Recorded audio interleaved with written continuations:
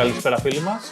Είναι άλλο ένα επεισόδιο GG, ένα podcast από filmmakers για filmmakers. Έχω μαζί μου τον Γιώργο Λιβαδίτη. Και ο Γιώργος Γουρομάλης θα ξεκινήσει με τα νέα της εβδομάδας. Το πρώτο νέο είναι η καινούργια εφαρμογή που κυκλοφόρησε πρόσφατα η Canon, η οποία λέγεται Canon Live Switch, η οποία σου επιτρέπει να κάνεις multicam με κινητά τηλέφωνα, αν έχετε iPhone βέβαια. Φοβερό, οπότε μπορούμε να κάνουμε live streaming, αντί να χρειάζεται να αγοράσουμε ένα Vision Mixer, αυτά που λέγαμε στο πρώτο και στο δεύτερο επεισόδιο που θες για έναν μίχτη, ας πούμε 15.000 ευρώ, βάζεις απλά το iPhone σου, άλλα 4 iPhone γύρω-γύρω για πολυκάμερο και stream κατευθείαν στο YouTube. Ναι, και αν δεν κάνω λάθος έχει και feature για το Twitch. Απίστευτο.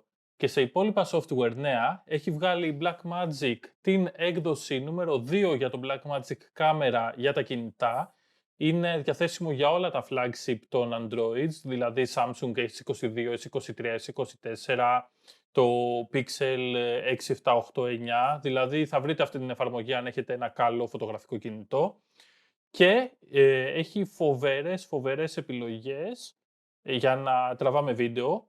Θυμίζει πάρα πολύ το μενού της κάμερας της Blackmagic, δηλαδή είναι ίδιο με το μενού της Television Ursa κτλ. Και είναι ένας πολύ καλός τρόπος να ξεκλειδώσετε όλες τις δυνατότητες που έχει η κάμερα του κινητού σας. Να πούμε για καινούριους φακούς. Υπάρχουν φήμες ότι στην CP Plus, που θα μας πει σε λίγο τι ακριβώς είναι αυτό. Βασικά πες μας πρώτα, τι είναι η CP Plus. Το CP Plus είναι μια έκθεση που γίνεται στη Γιοκοχάμα της Ιαπωνίας, η οποία έχει σαν κύριο focus την τεχνολογία και τις καινοτομίες στον χώρο του κινηματογράφου και της φωτογραφίας. Που σημαίνει ότι όλες οι μεγάλες εταιρείες είναι εκεί πέρα και προσπαθούν να προμοτάρουν τις υπηρεσίες και τα προϊόντα τους, καθώς και να ανακοινώσουν τα καινούργια προϊόντα τους. Περιμένουμε πάρα πολύ δυνατές ανακοινώσεις. Για την Sony περιμένουμε ένα νέο φακό, έναν 50-105. Βέβαια αυτός ο φακός μάλλον θα είναι full frame και θα είναι στο 2,8 διάφραγμα, το οποίο δεν είναι καθόλου κακό. Η Fujifilm λογικά θα ανακοινώσει την καινούργια GFX 100 RF, η οποία θα είναι μια παραλλαγή της GFX 100, η οποία θα έρχεται με ενσωματωμένο φακό και αυτό την κάνει την πρώτη κάμερα medium format, η οποία έχει έναν ενσωματωμένο φακό. Φαντάζομαι ότι θα είναι ένας 50 ή 65. Ναι, και να πούμε εδώ στους τηλεθεατές ότι ο 50 στο μεσαίο format σου δίνει κάδρο παρόμοιο με του 30-35 στο full frame. Ναι, κάπου εκεί. Οι αισθητήρες full frame είναι κάτι στάνταρ πλέον και όταν λέμε full frame εννοούμε ένα και μόνο μέγεθος, ενώ στο medium format μπορεί να σημαίνει πολλά διαφορετικά μεγέθη. Έχουμε πιθανό φακό και από Zeiss, τον Otus 85 σε 1,4 διάφραγμα. Όταν το διάβασα αυτό, ενθουσιάστηκα γιατί η Zeiss τα τελευταία 5-6 χρόνια, αν δεν κάνω λάθος, δεν έχει βγάλει φωτογραφικό φακό και έχει επικεντρωθεί πιο πολύ σε συνεργασίες με brand που κυκλοφορούν κινητά τηλέφωνα. Κοινώς αυτές οι εμπορικές συνεργασίες για να πουλήσουν οικονομικά προϊόντα και τώρα ίσως να βλέπουμε μια επιστροφή στις ρίζες, επιστροφή στους πολύ ποιοτικούς φωτογραφικούς φακούς, ελπίζουμε. Ο Otus ο 50, αν δεν κάνω λάθος, όταν βγήκε ήταν από τους πιο sharp φακούς στον κόσμο. Και βέβαια το 85 σαν μέγεθος είναι ένα από τα πολύ σημαντικά μεγέθη για φωτογραφίες πορτρέτου. Δηλαδή σχεδόν όλες οι φωτογραφίες πορτρέτου τραβιούνται στο 85. Εγώ παρόλα αυτά ενθουσιάστηκα πιο πολύ γιατί η σειρά Otus είναι αρκετά παλιά σειρά, ξεκίνησε τη δεκαετία του 2000 και είναι φακοί που τους χρησιμοποιούν ακόμα και σήμερα και σε φωτογραφία και σε βίντεο. Οκ, πολύ ενδιαφέρον. Τώρα θέλω Γιώργο να μας πεις πώς μεταφέρεις τον εξοπλισμό σου και ποιος θεωρείς ότι είναι ο ιδανικός τρόπος να μεταφέρεις τον εξοπλισμό σου. Αυτό είναι δηλαδή όλο τον εξοπλισμό που είδαμε στα Gear News που θα πάμε να αγοράσουμε, τώρα πρέπει κάπως να τον μεταφέρουμε στα Gig. Ναι. Παιδιά, να ξέρετε ότι η επένδυση στις τσάντες είναι μια επένδυση που πρέπει να κάνετε πάρα πολύ νωρίς, γιατί θα σας γλιτώσει και χρήματα κυρίως σε γιατρούς, και ευκολία γιατί αν βρείτε την ιδανική τσάντα για σας από την αρχή, δεν θα έχετε να ασχοληθείτε ξανά με αυτό για πάρα πολύ καιρό. Κοίτα, να πω εδώ ότι έχω κάποιους συγκεκριμένους περιορισμούς. Για παράδειγμα, θα ήθελα να ήταν όλες μου οι τσάντες πέλη, αλλά δεν έχω γκαράζ και αυτοκίνητο να μπορώ να φορτώνω κατευθείαν. Οπότε αναγκαστικά έχω πάει σε soft λύσεις. Η κύρια μου τσάντα που την έχω 2 φορές είναι αυτή εδώ, την οποία θα φέρω τώρα μέσα στο κάδρο. Ένα αρκετά μεγάλο trolley backpack και αυτό ήταν το σημαντικό, δηλαδή ότι μπορώ να την πάρω μαζί μου στο λεωφορείο, στο μετρό. Είναι και trolley, μπαίνει και στο αεροπλάνο, είναι στο όριο των διαστάσεων για το carry-on. Μπαίνει σαν carry-on. Ναι. Αυτό είναι πολύ μεγάλο plus και συνιστώ, παιδιά, να κάνετε και εσείς το ίδιο. Εάν ταξιδεύετε ή αν έχετε σκοπό να πάρετε τον εξοπλισμό σας σε κάποια άλλη πόλη ή χώρα, να πάρετε από την αρχή μια τσάντα η οποία μπορεί να μπει σε carry-on μαζί στο αεροπλάνο, γιατί όπως ξέρουμε δεν βάζουμε ποτέ φωτογραφικό εξοπλισμό σε check-in. Κοίτα, αν χρειάζεται, αν είσαι υποχρεωμένος να το κάνεις, σίγουρα θα πας σε hard cases και θα κάνεις check-in. Το πρόβλημα με τα αεροπλάνα είναι ότι κάποιες φορές αλλού φτάνει το αεροπλάνο και αλλού φτάνουν οι βαλίτσες του αεροπλάνου. Ειδικά όταν υπάρχει connecting flight. Ναι, θα έλεγα αυτό. Και αντίστοιχα trolley bags, έχω και ένα μεγάλο trolley bag για τα τρίποδα.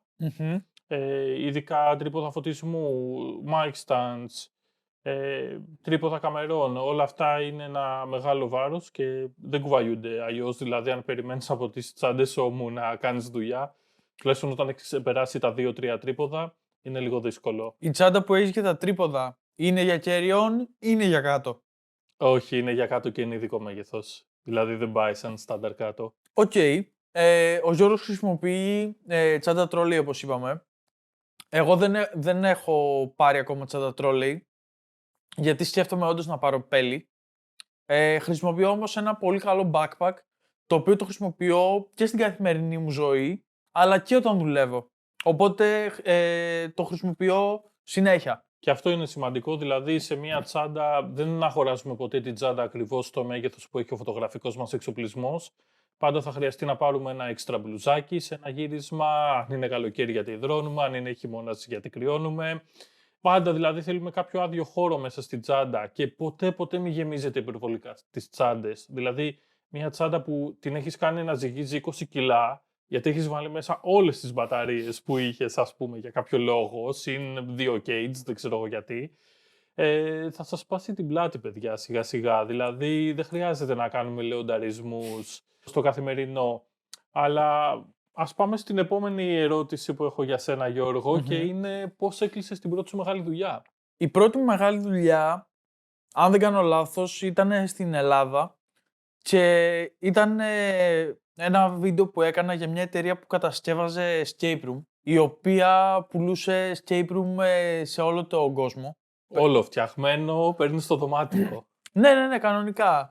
Είχαν εσωτερικά ξυλουργούς, 3D modelers, κάνανε ηλεκτρονικά, καλώδια, τυπώνανε πλακέτες, τα κάνανε όλα αυτά και θέλανε ένα βίντεο showcase για το πώς φτιάχνουν τα δωμάτια. Ενώ στην αρχή ένιωθα πάρα πολύ αγχωμένος, γιατί ήταν η πρώτη δουλειά που έκανα στο συγκεκριμένο νης. Το προσωπικό με έκανε να σταθώ πολύ άνετα. Κάποιοι με βοήθησαν κιόλας στο να κάνω κάποια πλάνα, με το να μου δώσουν κάποιες ιδέες κλπ.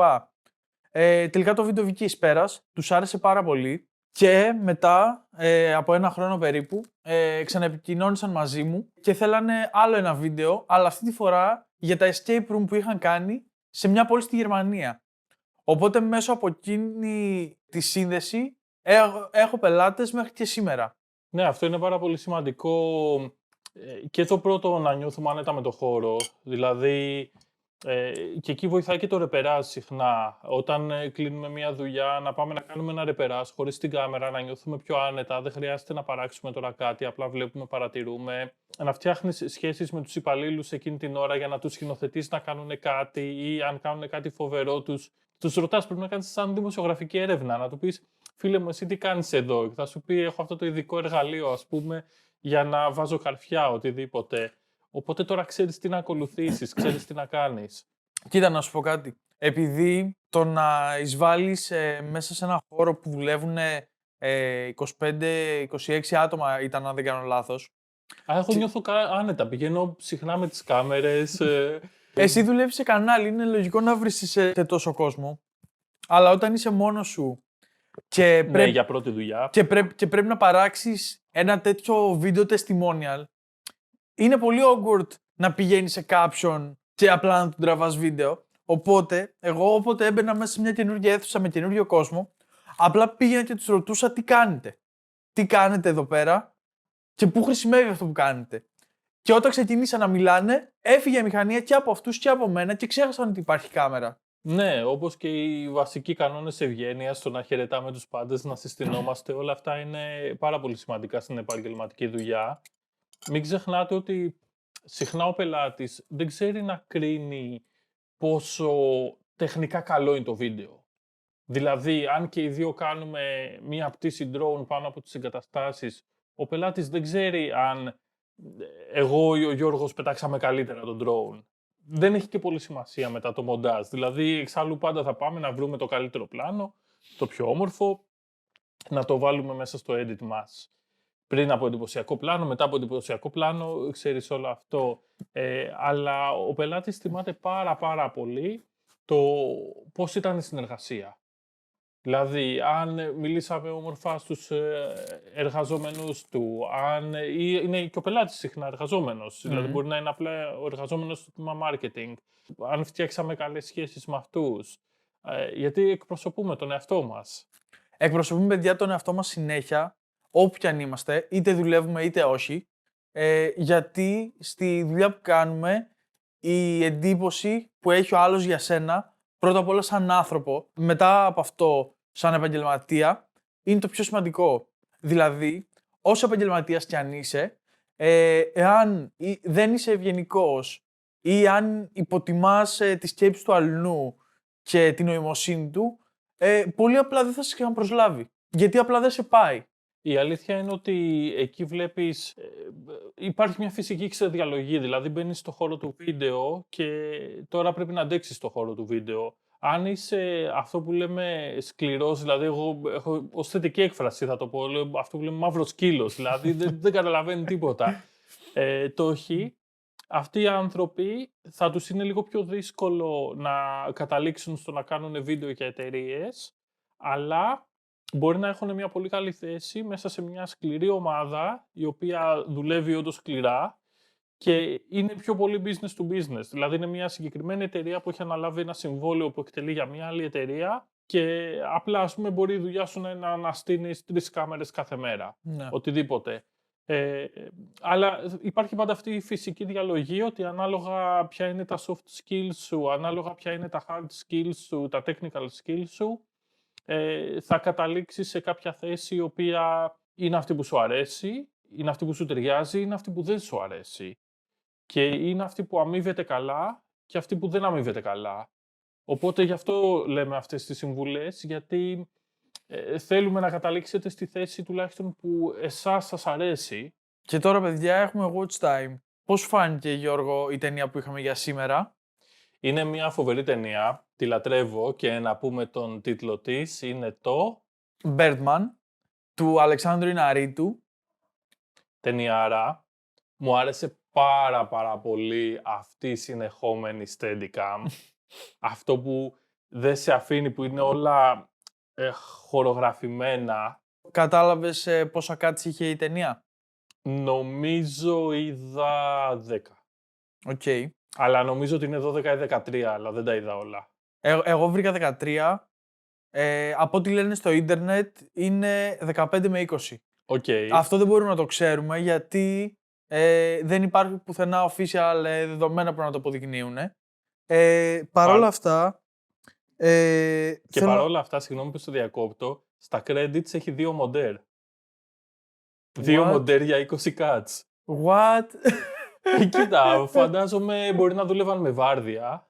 Δηλαδή, αν μοντάρεις την ταινία ή αν κάποιος μοντέρ πρέπει 1 εβδομάδα, 2 εβδομάδες να ξεμπλοκαριστεί να πάει σε κάποιο άλλο project, είναι πολύ πιθανό να δουλεύτηκε η ταινία να βρήκανε τα πρώτα cut, γιατί πρέπει να δουν όλα τα takes. Ναι. Οπότε αυτό είναι πολύ χρονοβόρο. Να πούνε ότι. Γιατί κάθε take είχε καλά και κακά. Μιλάμε για πολύ μεγάλα takes. Κάθε take ήταν 10 λεπτό με 15 λεπτό. Ακριβώς. Οπότε άντε τώρα να συγκρίνεις 5-15 λεπτά takes για το ποιο είναι αυτό που πρέπει να μπει στην τελική ταινία. Ναι. Οπότε σίγουρα το μοντάζ ήταν πιο χρονοβόρο από ό,τι φανταζόμαστε. Αυτό οπότε έχει 2 μοντέλ στα credits. Η ταινία μπλεντάρει πάρα πολύ το ρεαλισμό με το σουρεαλισμό, γιατί ο πρωταγωνιστής φαίνεται να σκέφτεται πράγματα και να βλέπει πράγματα την ίδια στιγμή που ζει στην κανονική του ζωή. Ναι, υπάρχει αυτή η υπόσταση, δηλαδή ο πρωταγωνιστής είναι ένας retired super ήρωας, αρνήθηκε να παίξει στην 4η υποθετική ταινία του Birdman και θέλει επιτέλους να κάνει κάτι λίγο πιο αληθινό, αλλά αυτή η φωνή του Birdman είναι ακόμα εκεί σαν η φωνή του διαόλου που του λέει γάμισε τα όλα τώρα, ας πούμε. Αυτό μην κάνεις τα πράγματα συμβατικά και πάμε να ξαναγίνουμε Birdman. Ο Εμμάνιουελ Λουμπένσκι, ο οποίος είναι ο διευθυντής φωτογραφίας της ταινίας, έχει καταφέρει να κάνει οπτικούς συμβολισμούς με τις κινήσεις και τον τρόπο με τον οποίο κινείται η κάμερα. Δηλαδή, ας πούμε, βλέπουμε ότι σε αρκετά σημεία της ταινίας η κάμερα απλά σταματάει και περιμένει. Δεν έχει σαν κέντρο τον ηθοποιό ή την ατάκα. Έχει την παύση built-in μέσα στην εικόνα. Ναι, φοβερό cinematography. Όλος ο φωτισμός μοιάζει να είναι practical, δηλαδή είναι φοβερό πως έχουν κρύψει τόσα φωτιστικά στο χώρο. Όχι, ο φωτισμός είναι μόνο practical και δεν το κρύβουν, ήταν φυσικός φωτισμός. Απλά άλλαξαν όλες τις λάμπες από οποιοδήποτε φωτιστικό σώμα με λάμπες που είναι κατάλληλες για βίντεο. Ναι, σίγουρα φοβερή δουλειά στο να προετοιμαστεί όλο αυτό, να χορογραφηθεί. Είμαι λάτρης της Steadicam σαν κάμερα, είναι ο αγαπημένος μου τύπος κάμερας. Οπότε δεν έχω να πω πάρα πολλά πράγματα. Είναι μια πολύ καλή ταινία. Πάνω στο σενάριο βρήκα ότι η ταινία θίγει ένα πολύ σημαντικό θέμα που είναι το validation που αναζητάνε οι καλλιτέχνες από τα social media. Και όχι μόνο οι καλλιτέχνες. Όλος ο κόσμος σε ένα βαθμό αναζητεί validation από την κοινωνία και κατ' επέκταση από τα social media. Σε αυτήν την ταινία μας δείχνουν ποια είναι η επιρροή των social media και τι σημαίνει να είσαι αρεστός στα social media και τι σημαίνει να μην είσαι αρεστός στα social media. Γιατί βλέπουμε ότι εν μία νυχτή ο υποτιθέμενα αντικρουόμενος πρωταγωνιστής βγαίνει γυμνός ή μη γυμνός στη Νέα Υόρκη. Στη Νέα Υόρκη, γιατί κλειδώθηκε έξω από το θέατρο και την επόμενη μέρα, λόγω αυτού που φαινομενικά είναι κάτι που θα σε ρεζίλευε αν το έκανες, βρίσκει την αναγνώριση από τον κόσμο. Ότι λειτουργήσε σαν γκρίζα διαφήμιση. Το χειρότερο που μπορείς να πάθεις είναι να μην μιλάει κανένας για σένα. Επίσης, στο σενάριο έχουν μπλεντάρει και έχουν θολώσει τα όρια πραγματικότητας και φαντασίας και δεν μας αφήνουν ποτέ να ξέρουμε με σιγουριά εάν αυτό το βλέπει όντως μπροστά του ή αν απλά το φαντάζεται. Ναι, κάποια ειδικά εφέ, ας πούμε, βοηθάνε. Δηλαδή, εκεί που τον βλέπουμε να ύπταται μέσα στο δωμάτιό του και όλο το δωμάτιό του να γίνεται χάος μέσα σε δευτερόλεπτα. Αυτό μάλλον είναι περισσότερο στο μυαλό του, αλλά το σημείο που έγινε η εναλλαγή δεν είναι ξεκάθαρο. Ναι, ας πούμε στην αρχή που απλά κουνούσε κάποια αντικείμενα, εγώ πίστεψα ότι είναι ότι απλά έχει κάποιες υπερδυνάμεις. Ενώ ας πούμε στο La La Land η διαφορά ανάμεσα στο πραγματικό και στο φαντασιακό ήταν πολύ ξεκάθαρη, γιατί το φαντασιακό ήταν musical, οι άνθρωποι χόρευαν. Οπότε, έχουμε hard cut, ναι, αλλάζει η σκηνή, ξαφνικά βγαίνει ο κόσμος από τα αμάξια και του χορεύει στο ποτηλιάρισμα του Λος Άντζελες, κάτι που δεν θα γινόταν ποτέ. Ενώ στο Birdman έτσι αυτή η γραμμή θολώνει αρκετά. Όπως προσπαθεί να σου δείξει το θόλωμα που έχει ο πρωταγωνιστής για το αν είναι ο εαυτός του ή αν είναι η διάσημη περσόνα του. Ναι, έχει μια κρίση προσωπικότητας, θα μπορούσαμε να πούμε. Πάρα πολύ, πολύ ενδιαφέρουσα ταινία και ο τρόπος που το εξιστορεί αυτό. Εάν θέλετε να μπείτε να τη δείτε και να μας γράψετε τη δική σας άποψη κάτω στα σχόλια. Και μπορείτε κάτω στα σχόλια να μας δίνετε και προτάσεις για ταινίες που θα θέλατε να σχολιάσουμε. Ψάχνουμε πάντα τα διαμαντάκια, δηλαδή μην μας ζητήσετε να σχολιάσουμε μια ταινία που την έχουν δει όλοι. Ναι. Αν και νομίζω ότι το Birdman είναι αρκετά διάσημη ταινία. Είναι διάσημη, αλλά δεν πήγε πάρα πολύ καλά όταν είχε βγει Ναι, δεν είχε, αν δεν κάνω λάθος, είχε πάρει μόνο 2 βραβεία. στα Oscar. Ναι. Δεν χρειάζεται να είναι κάποιο blockbuster. Απλά πρέπει να είναι μια ενδιαφέρουσα ταινία και από τεχνικής άποψης και από άποψη σεναρίου. Σίγουρα, ναι. Ό,τι θέλετε, παιδιά, ελεύθερα. Δεν χρειάζεται. Δηλαδή, μη σκέφτεστε, γράψτε μας από κάτω και εμείς θα διαλέξουμε με τα κριτήριά μας για να σας παρουσιάζουμε ενδιαφέροντα πράγματα. Και τώρα ήρθε η ώρα για το tip της εβδομάδας. Γιώργο, τι έχεις να μας πεις αυτήν την εβδομάδα? Λοιπόν, αυτή την εβδομάδα μπορούμε να μιλήσουμε για το Sony Auto Upload. Είναι μια λειτουργία που έχει το Creators App της Sony, ώστε όταν βγάζουμε μια φωτογραφία με την Sony κάμερά μας, μπορεί να την κάνει αυτόματα upload στο cloud της Sony και αυτό συγχρονίζει με το cloud της Adobe ή με το Google Drive, ώστε να μπορέσουμε να την επεξεργαστούμε όσο πιο γρήγορα γίνεται. Τώρα, σε αυτό το σημείο να πω ότι η κάμερα οφείλει να χρησιμοποιήσει τα data του κινητού και όλο αυτό το plan δεν είναι δωρεάν. Δηλαδή, είναι δωρεάν μόνο για 3 συλλογές των 100 φωτογραφιών. Και αν θέλουμε να το χρησιμοποιήσουμε περισσότερο, πρέπει να πληρώνουμε στη Sony μια συνδρομή 20 ευρώ το μήνα, την οποία δεν ξέρω, ίσως ένας επαγγελματίας φωτογράφος που δουλεύει πάρα πολύ σε σπορτ, σε κάτι άλλο, να το θεωρούσε λογικό, που έχει ανάγκη τη γρήγορη μεταγραφή αρχείων, και για το Unlimited είναι 50 ευρώ το μήνα, το οποίο το κάνει απλησίαστο για τα ελληνικά δεδομένα. Σκεφτείτε ότι είναι 50 ευρώ μόνο για να κάνεις upload τις φωτογραφίες. Okay. Τώρα δεν ξέρω αν συμπεριλαμβάνουν και το Catalyst και κάποια άλλα πράγματα που ανήκουν Αν το στο κάνουν πακέτο δηλαδή. της Sony, ναι, αν το πακετάρουν. Αλλά για αυτή τη λειτουργία θα μπορούσα να σας πω ότι μπορείτε απλά να χρησιμοποιήσετε το Wi-Fi με το laptop και να συγχρονίσετε μέσω του Sony Image Edge software, ώστε όταν τραβάτε μια φωτογραφία να συγχρονίζει κατευθείαν στον υπολογιστή Ή στο κινητό. Ή στο κινητό ή στο tablet, το οποίο είναι πάρα πολύ χρήσιμο, ειδικά όταν κάποιος τραβάει πορτρέτα για να δει ακριβώς την έκφραση. Δηλαδή, τραβάμε κατά ρηπάς 5-10 φωτογραφίες για ένα πορτρέτο, ζητάμε από τον άλλο να ποζάρει, να χαμογελάσει και θέλουμε να δούμε αν ήταν ακριβώς όλα καλά, αν είναι το μάτι έτσι ωραία ανοιχτό, ξέρεις, για να πούμε ότι ας αλλάξουμε κάτι, να έχουμε αυτό το feedback κατά τη διάρκεια της φωτογράφησης. Βέβαια, το Wi-Fi δεν είναι πάρα πολύ γρήγορο. Και αυτό που έχω κάνει σε φωτογράφηση, που είχα ανάγκη αυτό το πράγμα, καλώδιο. Παίρνουμε ένα 5μέτρο USB καλώδιο, 3μέτρο, 5μέτρο, βάζουμε το laptop κοντά στην κάμερα και τραβάμε.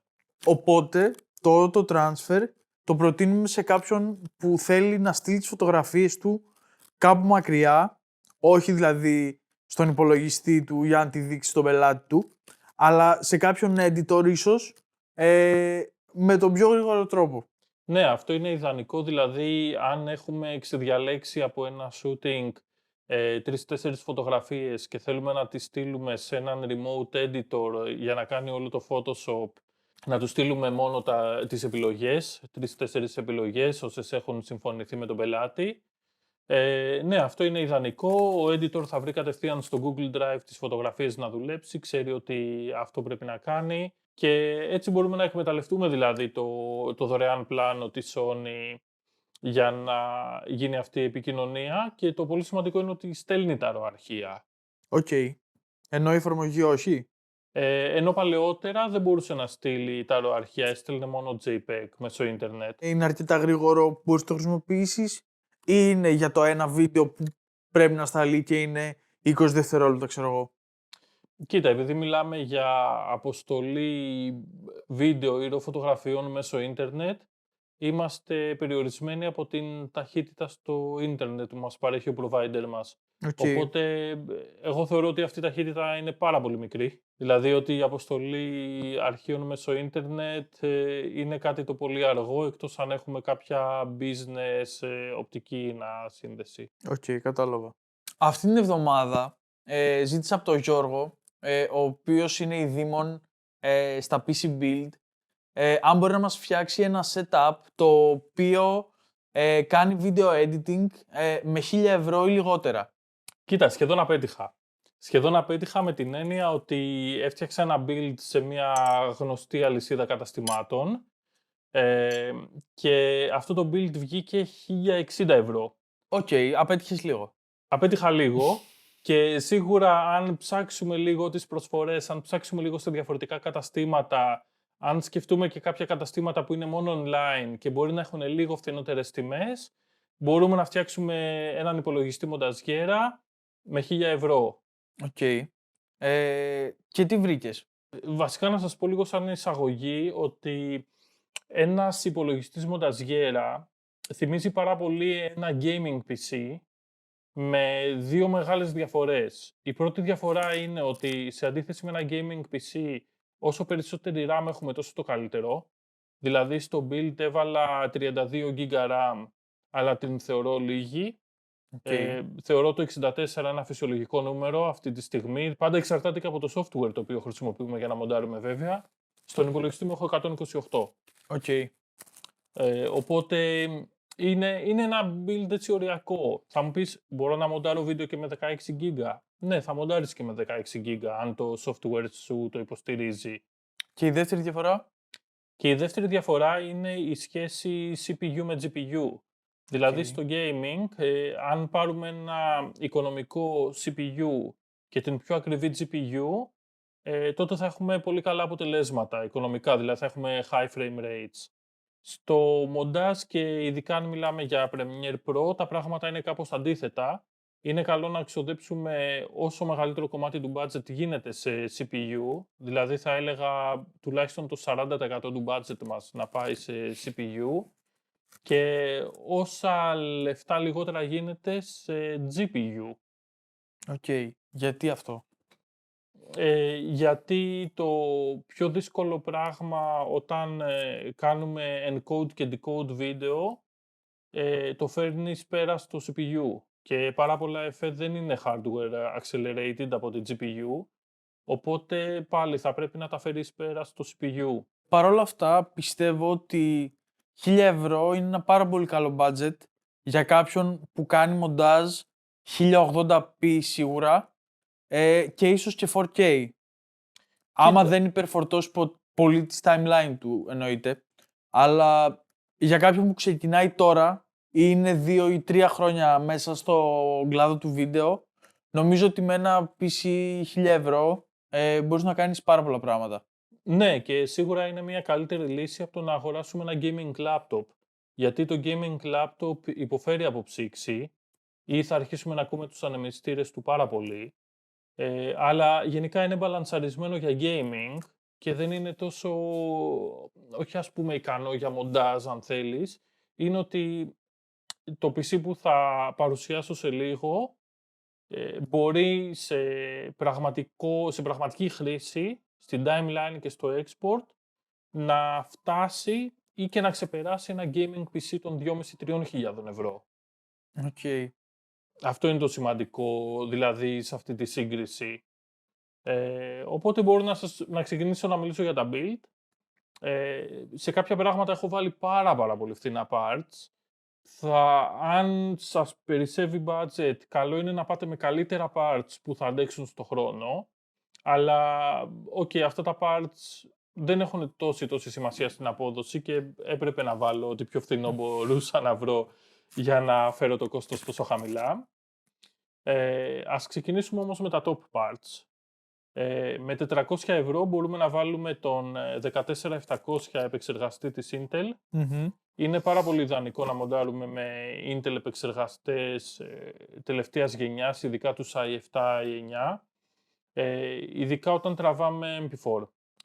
MP4 στο Premiere Pro, γιατί παίρνει όλο το acceleration από την έξτρα κάρτα γραφικών που έχει μέσα ο Intel συν την κάρτα γραφικών που θα βάλουμε στο μηχάνημα, για την οποία διάλεξα την 3050. Αν θέλουμε να το στήσουμε λίγο πιο φθηνά, και μία 1650-1660 θα είχε παρόμοια αποτελέσματα. Δηλαδή δεν χρειάζεται λόγω του RTX και τα λοιπά να σκεφτόμαστε κάρτες γραφικών που είναι πολύ καλές στο gaming, τις πληρώνουμε ακριβά γιατί είναι η τελευταία γενιά, αλλά δεν μας δίνουν τόσο μεγάλο όφελος στο μοντάζ.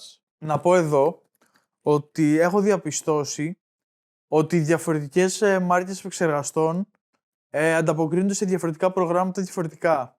Σίγουρα, είναι η βάση για το πώς θα στήσουμε μία μονταζιέρα ξεκινάει από το software και όχι από το hardware, η αλήθεια είναι. Ναι, ας πούμε, εγώ ξέρω, σαν fact, ότι άμα μοντάρεις το DaVinci Resolve, είναι καλύτερα να έχεις επεξεργαστή AMD.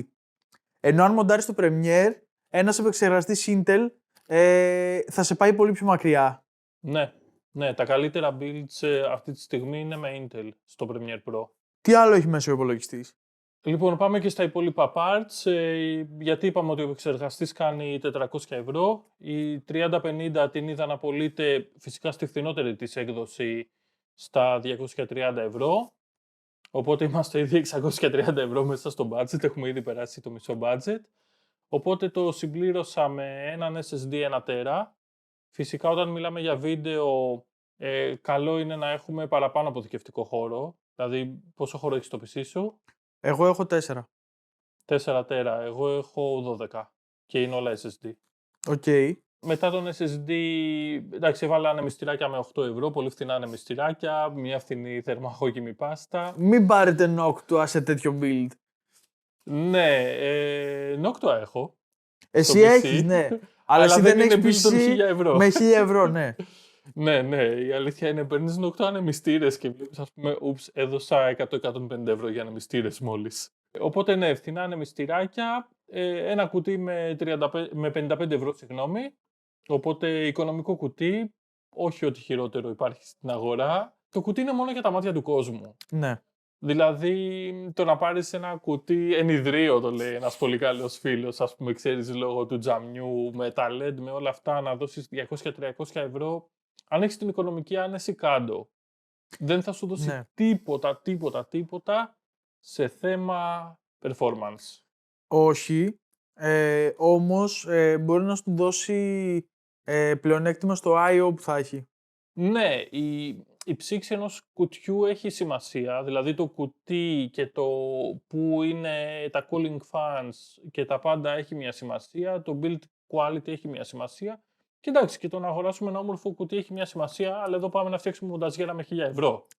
Ναι, θα σας έλεγα ότι αν μπορείτε, ξοδέψτε λίγα παραπάνω λεφτά για το κουτί, όχι κάτι φοβερό.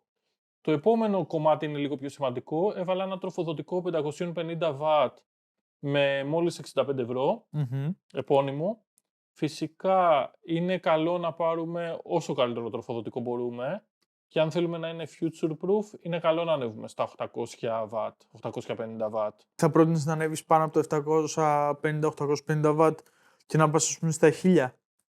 Αν πρόκειται κάποια στιγμή να βάλουμε κάρτες γραφικών όπως η σειρά 90 της Nvidia, ναι, σίγουρα πάμε για 1000 ή σειρά 80. Αν κάποιος γνωρίζει ότι θα δώσει τόσα όσα λεφτά και θα μείνει σε χαμηλές σειρές στη σειρά 60 για παράδειγμα, όχι, δεν χρειάζεται. 1000W είναι υπερβολή. Okay. Εντάξει, εκτός αν μετά κάποιος θέλει να πάρει πάρα πολλούς μηχανικούς δίσκους πάνω, να βάλει πάρα πολλά περιφερειακά. Παίρνεις PC γιατί έχεις την ευκολία ότι μπορείς να αλλάξεις τα part. Ναι.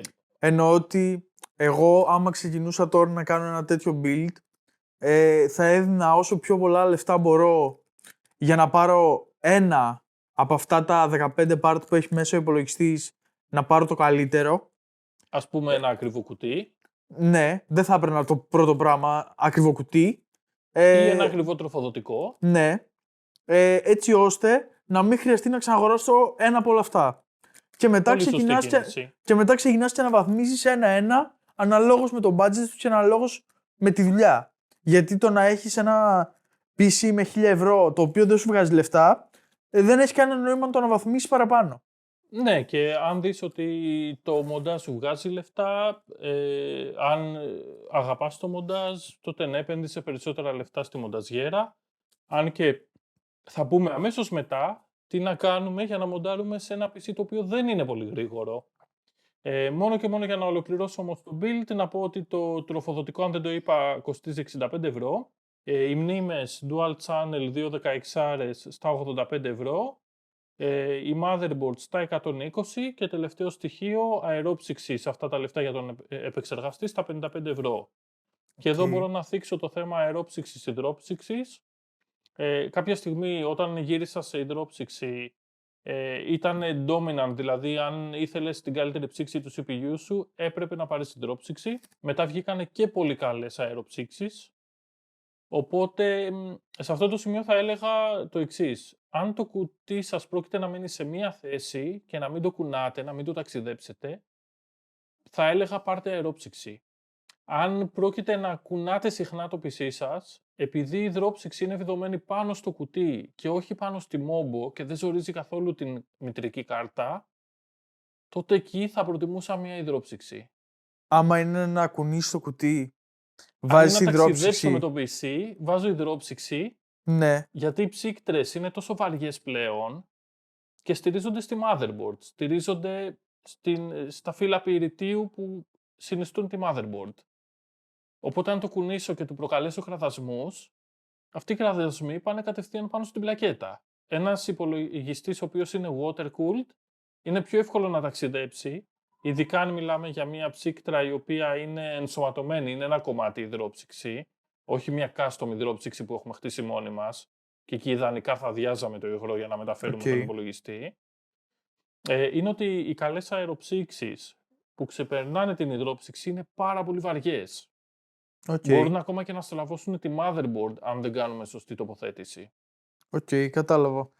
Να πούμε εδώ ότι σε περίπτωση που είστε άνθρωπος της Apple, υπάρχει μια λύση που είναι κάτω από 1.000€.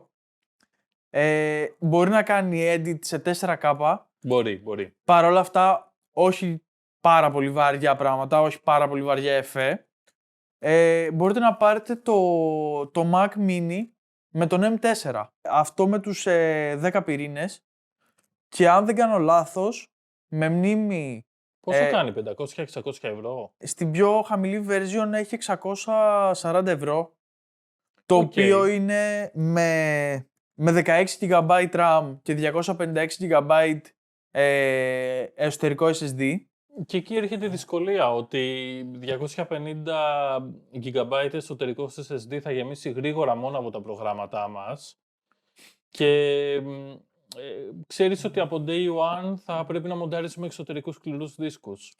Όχι απαραίτητα. Υπάρχει μια εταιρεία η οποία έχει κυκλοφορήσει upgrade 1 και 2 TB μόνο για το M4 μηχάνημα, το οποίο μπορείς με 200€, αν δεν κάνω λάθος, ή 210, να πάρεις έναν SSD 2 TB και να τον εγκαταστήσεις μόνος σου.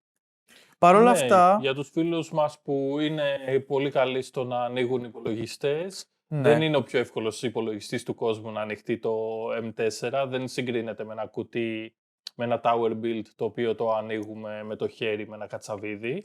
Πρέπει να επιλέξεις, άμα θες να μείνεις κάτω από τα 1.000€, αν θα βάλεις 24 GB μνήμη RAM ή αν θα βάλεις 500 GB SSD.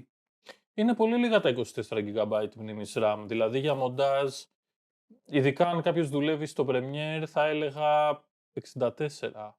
Και έχει configuration για τόσο πολύ και είναι σε λογική τιμή. Ναι, το M4 βγαίνει μέχρι 32. Άρα δεν υπάρχει καν configuration για αρκετή μνήμη. Μετά πρέπει να πας στο M4 Pro, το οποίο η τιμή ανεβαίνει πάνω από το 1.000 με τα stock parts. Ναι, δυστυχώς για τους χρήστες Apple πληρώνουν πολύ περισσότερα για hardware από όσο νομίζουν. Και ένας χρήστης PC Tower δηλαδή μπορεί να αλλάζει συχνά parts και να κρατάει πάντα το PC του up to date, αρκετά φθηνά. Δηλαδή, να σου πω ένα παράδειγμα, ότι το τελευταίο update που έκανα στον υπολογιστή μου μου κόστισε 800€. Βέβαια μιλάμε για μια μονταζιέρα που δεν μπορώ να χτίσω ιδιαίτερα πιο γρήγορη πλέον. Μμμ.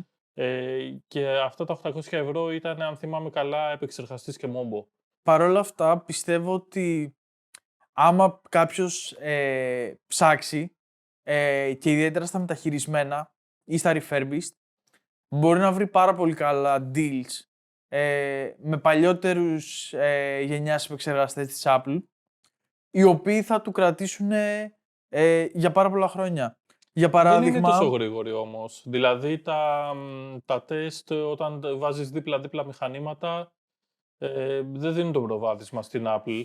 ναι, παρ' όλα αυτά, μην ξεχνάς ότι δεν έχουν όλοι ούτε τη γνώση, ούτε ίσως το ενδιαφέρον να ασχοληθούν με το τι θα βάλουν μέσα στο PC τους.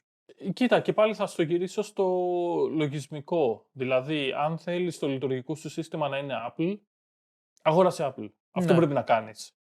Αν θέλεις το λειτουργικό σου να είναι Windows, πάρε Windows. Οπότε, αφού ξεπέρασες αυτή την πρώτη επιλογή, με ποιο πρόγραμμα μοντάρεις. Και πάμε να δούμε Ναι. τώρα ποιο PC χρειάζεσαι πραγματικά. Μιας που μιλάμε για low budget υπολογιστές για editing, πιστεύω ότι πάρα πολλοί κόσμος, όπως και εγώ, όταν ξεκίνησα, είχα έναν υπολογιστή ο οποίος δεν ήταν πάρα πολύ καλός για video editing και δεν είχα ούτε το budget ούτε τη γνώση για να τον αναβαθμίσω. Πώς μπορεί κάποιος να μοντάρει με έναν υπολογιστή που δεν είναι φτιαγμένος ίσως για video editing?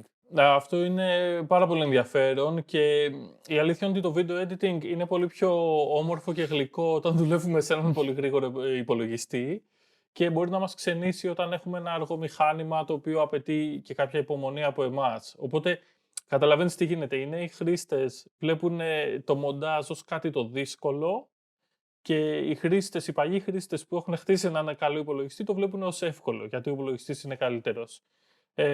Ναι, υπάρχουν πάρα πολλοί τρόποι να δουλέψουμε με ένα αργό PC. Πάντα η υπομονή είναι κομμάτι της δουλειάς, του ζητήματος όλου αυτού. Και να πω το πρώτο και πιο σημαντικό tip είναι φτιάξτε proxies. Τι είναι τα proxies? Τα proxies είναι... Τραβάει η κάμερά μας σε ένα αρχείο 4K και εμείς μπορούμε να το μετατρέψουμε σε ένα αρχείο με 8 φορές χαμηλότερη ανάλυση, να μοντάρουμε με αυτό το αρχείο και όταν έρθει η στιγμή να πατήσουμε export, το μηχάνημα γνωρίζει και θα πάει να κάνει export από το αρχείο υψηλής ανάλυσης. Σχεδόν όλα τα προγράμματα montage έχουν την επιλογή δεξί κλικ φτιάξε proxies, οπότε θα σας έλεγα το νούμερο 1 είναι τα proxies, το νούμερο 2 είναι να κάνετε transcode το υλικό σας, δηλαδή μια κάμερα που τραβάει MP4 αντί για ProRes ή αντί για MXF. Αυτό το MP4 είναι πολύ πιο δύσκολο για το CPU στο να το κάνει play. Ακόμα και για ένα high-end CPU, μόλις του βάλεις ένα δικάμερο σε 4K, δεν θα μπορέσει να παίξει ας πούμε, προς τα πίσω ή να παίξει τετραπλή ταχύτητα μπροστά. Οπότε εκεί καλό είναι να κάνουμε transcode το υλικό μας σε κάποιο codec ο οποίος είναι πολύ πιο φιλικός για τα CPU. Φυσικά εκεί θα χρειαστούμε πολύ περισσότερο χώρο στο δίσκο. Ενώ στα proxies που ρίξαμε την ανάλυση, δεν χρειαζόμαστε πολύ έξτρα δίσκο. Τα proxy διευκολύνουν μόνο το μοντάζ.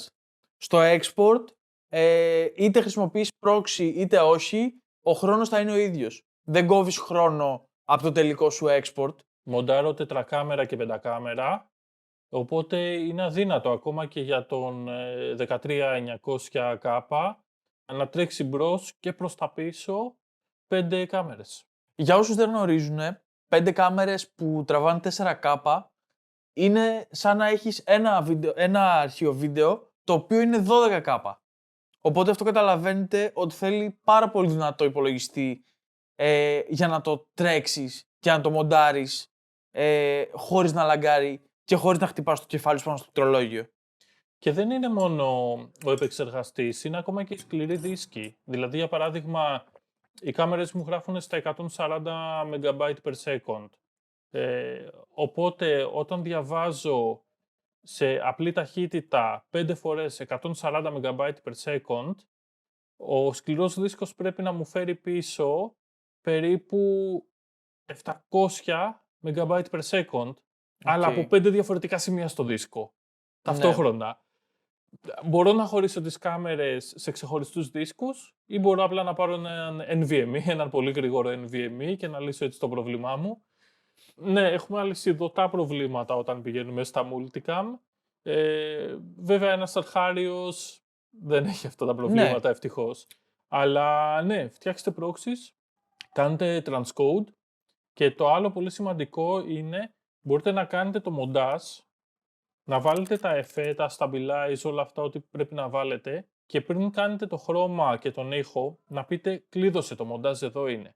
Και κάνεις ένα ενδιάμεσο export σε MXF ή σε ProRes ή ακόμα και αν έχεις αρκετά μεγάλο σκληρό δίσκο και είναι μικρό το βίντεο, αν πρόκειται για ένα βίντεο κλιπ ας πούμε, ακόμα και uncompressed QuickTime, το οποίο μπορεί να σου βγάλει βέβαια ένα αρχείο 100 γίγα για μερικά λεπτά βίντεο, για 2-3 λεπτά βίντεο, αλλά αυτό είναι πάρα πολύ φιλικό για το CPU.